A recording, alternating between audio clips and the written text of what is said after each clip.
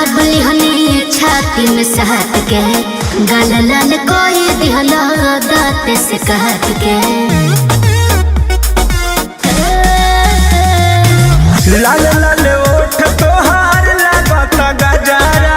अच्छा में लगा के रानी चलो तू गजरा। तो का दिक्कत बा रिक्शा पर हलवा मार कट में जान लीजिए।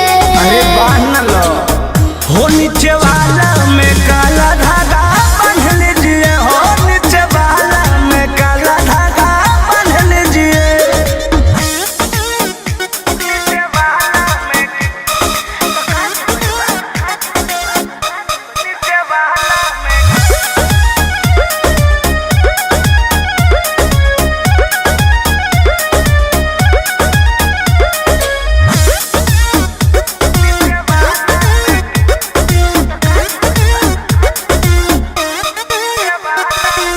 कृष्णा पे दर्जी पर मुझ के भिलेली ऐसे अकेले रहुआ रिक्स जन खेली हर बर्बाद हो जाए।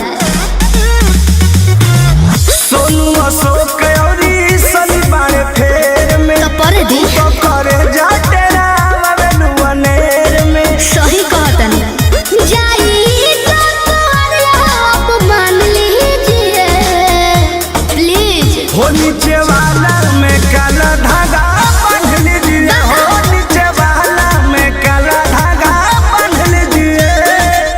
चलतनी पढ़े हम तोहरा जोरे केहू के सोचा नहीं जानी ले डोरे कुछ होई तो गाली तुमके जान लीजिए।